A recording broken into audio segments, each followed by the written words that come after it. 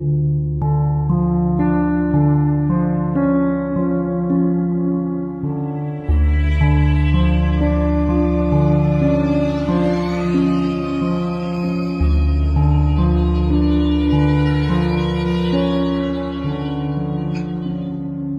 ini aku akan menceritakan tentang pengalamanku saat perjalanan pulang berlibur dari Pantai Santolo, Garut Selatan. Tepatnya setelah libur Lebaran tahun ini. Saat itu aku dan keenam temanku merencanakan untuk pergi berlibur ke Pantai Santolo. Aku belum pernah pergi ke pantai itu. Dan sebenarnya juga aku tidak mau. Mungkin karena mendengar cerita orang-orang tentang perjalanannya yang cukup jauh, terjal, berliku-liku, jalannya kecil, ditambah ada jurang di pinggir jalannya. Itu yang harus ditempuh olehku ketika melewati jalur darat. Dan seperti itulah kondisi jalanan yang orang-orang ceritakan ketika melalui jalan utamanya, yaitu Jalan Garut, Cikajang, lalu Pamengpeuk. Namun lain halnya jika kita lewat ke daerah Pangalengan. Kata temanku, kalau lewat Pangalengan menuju Santolo, jalannya lebih mulus, serta bisa motong waktu juga katanya. Aku jadi berpikir dua kali jika memang kondisi jalanannya seperti itu.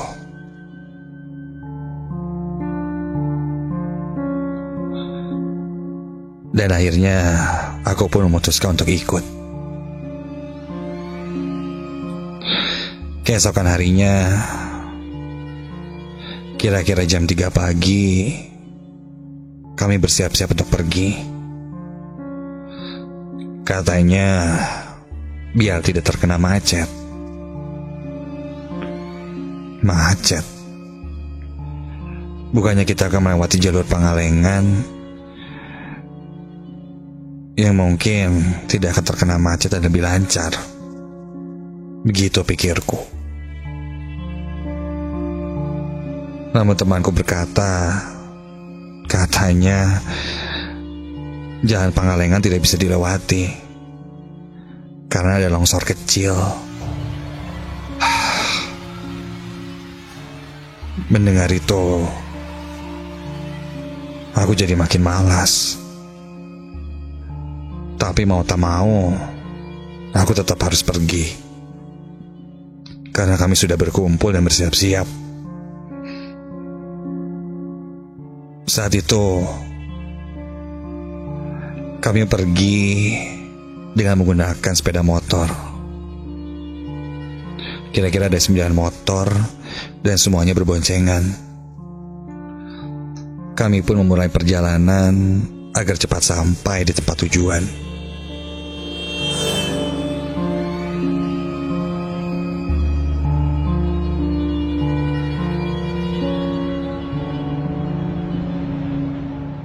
Jalan yang seperti ku ceritakan tadi, kami lewati perlahan-lahan. Dan untungnya cuaca dan kondisi jalanan saat itu sangat mendukung. Tidak begitu lama, kami pun sampai.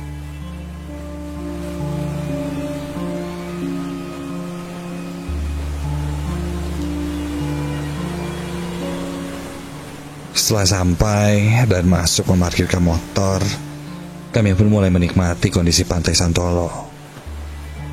Kami tidak berniat menginap di sana. Setelah sampai dan menikmati Pantai Santolo, kami pun akan pulang. Di sini kami mencari tempat untuk transit, untuk sekedar beristirahat.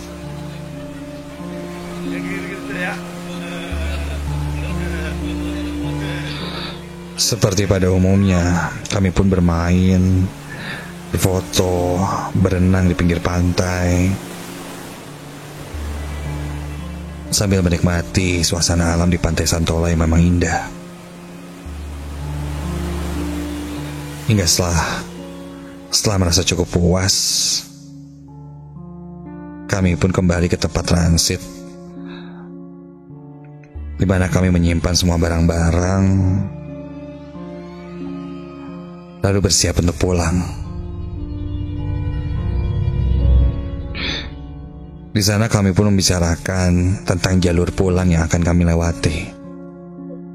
Salah satu temanku berkata lagi bahwa tadi dia melihat papan petunjuk yang menunjukkan ada satu belokan yang mengarah ke Cisewu, lalu ke Pangalengan. Ya, aku pun ingat dengan papan petunjuk itu. Saat itu kami berbelok ke kiri menuju ke Pantai Santolo, dan jika ke kanan menuju Cisewu Pangalengan. Tapi tidak ada yang hafal untuk jalan jelasnya di tempat itu seperti apa. Waktu pun sudah mulai malam. Gini aja lah, kita gas aja dulu lewat situ. Nanti kalau ada ya nyasar atau gimana, kita tanya aja yang ada di jalan. Ke Bandung lewat mana, kan gampang. Ya gak? Gak wah, keburu malam nih. Yuk. Begitu kataku. Dan mereka pun setuju dengan harapan, ya mungkin jalan yang akan kita lewati itu lebih dekat dan tidak membutuhkan waktu yang cukup lama setelah pulang nanti. Dan berharap saja kabar longsor yang tadi pagi kita dengar sudah aman dan bisa dilewati. Kami pun berangkat dari sana sekitar jam 3 sore. Saat kami bersiap-siap untuk pulang, tiba-tiba muncul bapak-bapak paruh baya yang menanyakan berasal dari mana kami ini. Aku menjawabnya dengan sopan, dari Bandung. Bapak itu melihat ke arah jam tangan yang ia gunakan, lalu dia berkata, "Yakin mau pulang jam segini? Sudah terlalu malam." Begitu katanya. Kami pun saling melihat. Dan aku menjawab, "Gak apa-apa pak, kan banyak kan, aman kok." Bapak itu mengangguk saat mendengar jawabanku. Dan dia menyarankan pulangnya ke arah Pangalengan saja, lebih dekat, bisa motong waktu 3 jam. Lalu dia menambahkan, ketika sudah mentok, ambil arah kiri, lurus terus, dan setelah mentok lagi belok kanan. Lalu setelah itu dia berkata lagi, tinggal lurus saja, jangan berhenti, dan lihat kiri kanan. Begitu katanya khawatir. Kami pun mengiyakan, dan sedikit tidak menggubris ucapan bapak itu. Karena ya,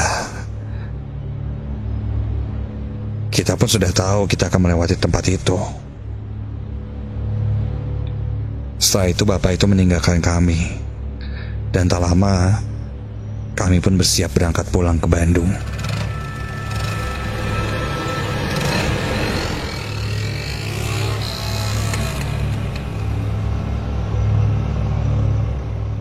Dan sampailah rombongan kami di sebuah pertigaan Ketika itu kami sampailah di sebuah persimpangan. Ini mungkin persimpangan yang sempat tadi kita bicarakan. Ketika itu kulihat jam menunjukkan hampir jam 5 sore. Di persimpangan itu memang ada papan petunjuk arah. Kalau lurus itu ke arah Cisewu Pangalengan, dan kalau ke kanan ke Cikajang Garut Kota. Saat pergi tadi, kami memang melewati Garut Kota Cikajang. Saat itu agak sedikit kebingungan. Kami akan melewati arah mana, dan memutuskan untuk rehat sejenak di persimpangan jalan itu, sambil meyakinkan ke yang lain akan lewat jalan yang mana.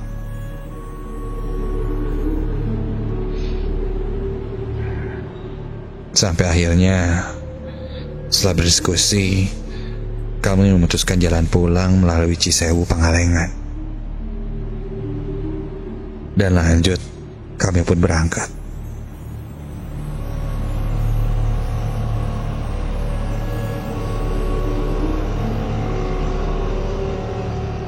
Di jalur itu, sepanjang jalan yang kulihat adalah kebun teh yang memanjakan mata.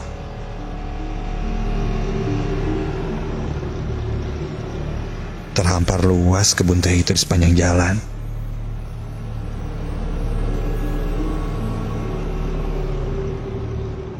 Sampai akhirnya sampailah kami di sebuah turunan yang cukup terjal, dengan tebing yang menjulang cukup tinggi di pinggir sebelah jalan, yang sisi jalannya adalah jurang, ditambah berkelok juga.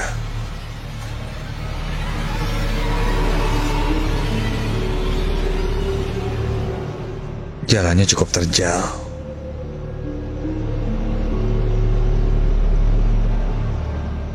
Kami saling mengingatkan untuk berhati-hati. Setelah melewati itu, kulihat di depan ada sebuah warung, di mana di sana ada pom bensin mini. Aku bersyarat untuk istirahat sejenak di sana sambil mengisi bensin.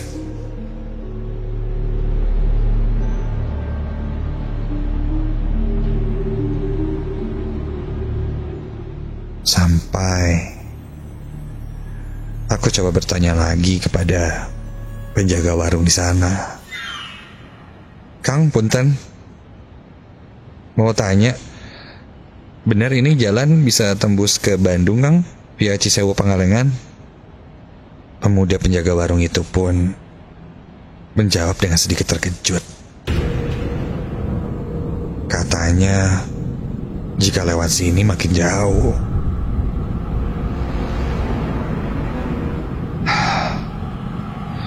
Aku pun mengerutkan kening dan menggaruk kepala.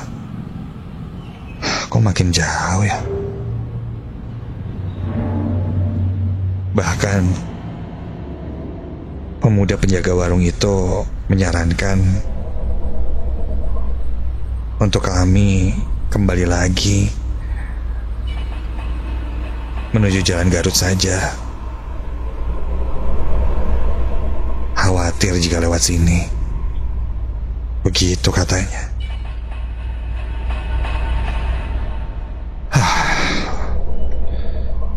Kami jadi sedikit bingung di situ.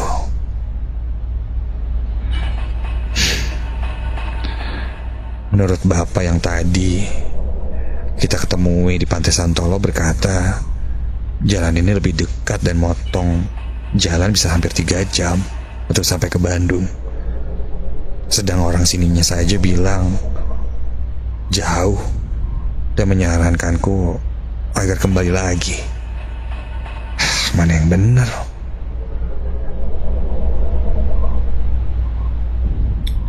Setelah berdiskusi kembali, kami memutuskan untuk melewati jalur itu daripada harus kembali lagi dan melewati tanjakan yang cukup terjal.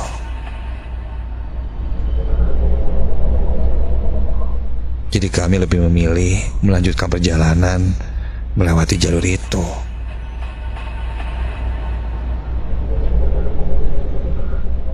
Setelah cukup beristirahat, kami lanjut lagi perjalanan. Saat itu, aku berada di paling belakang rombongan.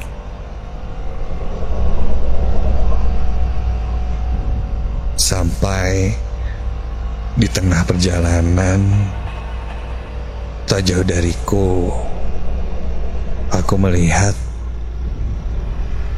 ada seseorang yang tersorot lampu motorku. Seorang perempuan menggunakan baju putih panjang polos sampai ke kaki yang terduduk dengan meluruskan kakinya ke arah jalan. Awalnya kupikir itu manusia. Namun setelah aku perhatikan, rambutnya yang panjang dan astaga,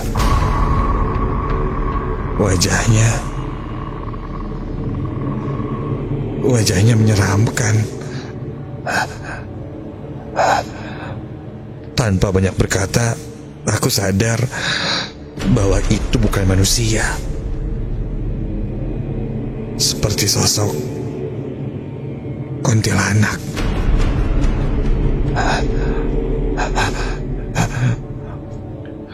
Buru-buru, aku langsung tancap gas motorku. Saat itu aku membonceng seorang perempuan bernama Lisna. Aku tidak berkata apa-apa pada Lisna karena takut dia malah ketakutan. Namun dari tadi kuperhatikan Lisna hanya diam dan menundukkan wajahnya ke punggungku. Tak lama setelah itu, aku mendengar suara Lisna menangis. Iya, jelas terdengar di belakangku. Lisna menangis. Aku pun menepuk lutut Lisna sambil berkata, Les, sudah jangan nangis, jangan takut. Les, hei, gak usah nangis. Ya, tadi kamu lihat juga ya, Lisna.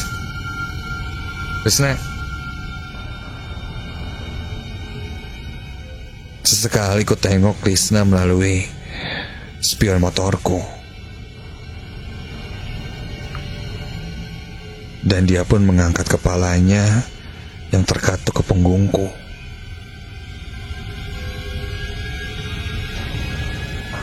Dan terlihat wajahnya tidak menangis. Dia menggosok matanya sambil berkata, sejak tadi dia tertidur di jalan dan tidak menangis sama sekali. Mendengar itu bulu kuduku meremang. Beberapa kali ku yakinkan diriku bahwa aku mendengar suara tangisan perempuan. Dan berkali-kali juga Lisna berkata bahwa itu bukan dia, karena dia sejak tadi tertidur di belakangku. Lalu yang kedengar itu suara siapa?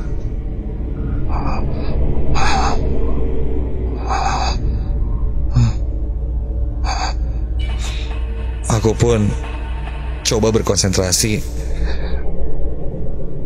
pada jalan yang ada di depanku.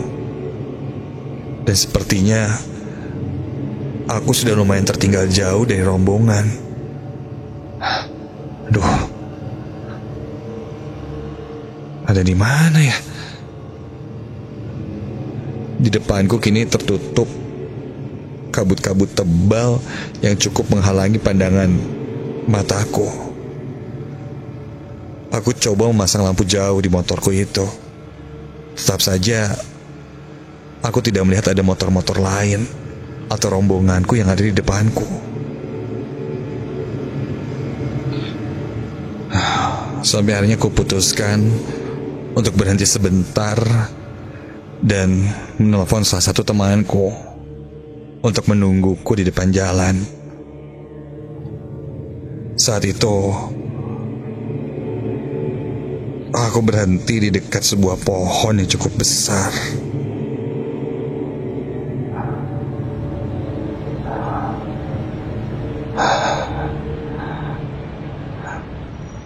Ada perasaan takut saat itu. Tapi bagaimana lagi? Aku harus memastikan teman-temanku menungguku. Saat akan menelpon, kulihat salah satu dahan pohon yang ada di pohon besar itu bergerak-gerak. Iya, hanya satu dahan pohon itu saja. Saat itu kabut cukup tebal. Namun bias lampu motorku bisa menerangi sedikitnya dahan pohon itu hingga bisa terlihat cukup jelas. Bunyi dahan pohon yang bergerak itu kian lama kian terdengar sangat bising. Sampai astaga, kini terdengar suara tertawa cekikikan seorang perempuan.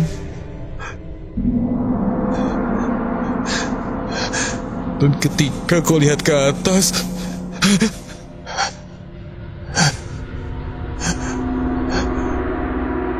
di dahan pohon itu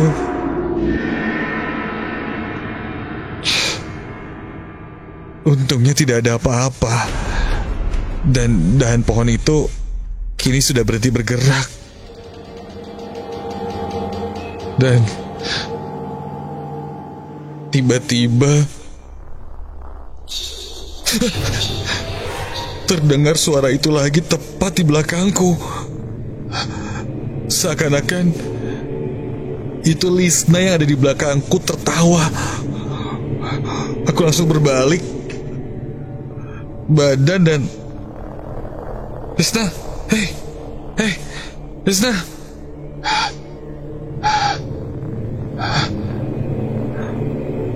Lisna kembali terbangun dan berkata, "Kenapa?"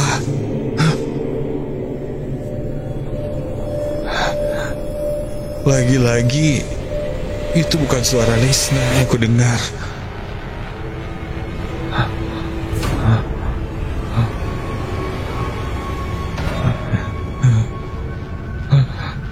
Lisna berkata, "Kenapa kita berhenti?" Lalu aku pun coba menelpon temanku. Untungnya ada salah satu temanku yang mengangkat teleponku dan akan menungguku di situ, di dekat sebuah warung katanya. Tanpa banyak bicara lagi, aku pun langsung menancap gas motorku dan meminta Lisna untuk berpegangan karena aku akan sedikit ngebut.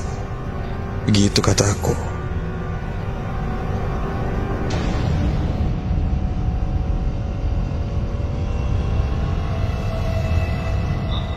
Aku terus melajukan motorku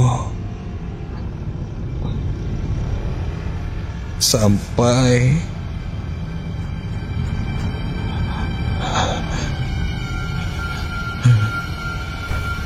Lisna menepuk bahuku dan dia berbisik, katanya mendengar ada suara tangisan di belakangnya. Kini Lisna yang mendengarnya. Aku pun coba melihat ke arah spion. Astaga! Ya Tuhan! Ketika aku lihat di arah spion itu, aku terkejut melihat sosok perempuan melayang tepat di belakang kami, menggunakan baju putih panjang dan wajahnya penuh darah dan matanya membelalak sangat menyeramkan. Suara tangisan itu kini berubah menjadi suara cekikikan yang menakutkan. Aku ketakutan setengah mati saat itu. Aku langsung mengebut dan lanjut menancap gas kencang-kencangnya. Sesekali kulihat ke belakang memastikan sosok perempuan itu tidak mengikuti kami. Hingga tak lama kulihat ada sebuah warung di ujung jalan, dan ku yakin itu warung di mana teman-temanku berhenti menungguku.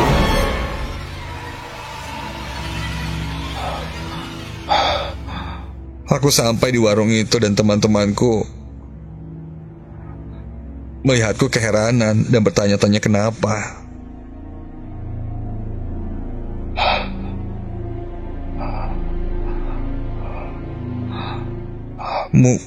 Mukaku pucat. Aku tidak bisa berkata apa-apa saat itu. Sampai penjaga warung di sana menghampiriku dan berkata, "Apa aku melihat sosok perempuan?" Aku pun mengangguk. Katanya, itu adalah penunggu tanjakan Halimunan, atau biasa disebut tanjakan penganten. Konon, dulu di tanjakan itu ada kecelakaan bis yang membawa rombongan pengantin. Saat melewati turunan bis itu yang dikendarai rombongan pengantin, sang supir tidak bisa mengontrol kemudinya.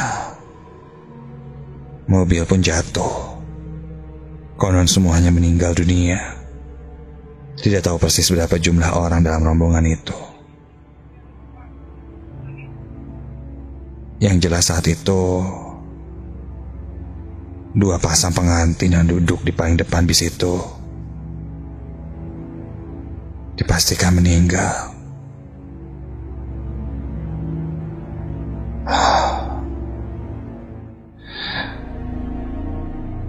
Mendengar itu, entah kenapa ada perasaan sedih. Ditambah aku melihatnya sendiri, wajah sosok perempuannya. Setelah itu aku diberikan air putih yang sudah didoakan oleh bapak penjaga warung itu untuk membersihkan agar kami tidak diikuti lagi. Dan setelah itu kami pun pulang. Kenapa kami diganggu atau aku diikuti? Mungkin jika sudah melewati maghrib, itu cenderung angker. Dan kadang jarang sekali ada kendaraan yang mau melewati setelah lewat malam hari.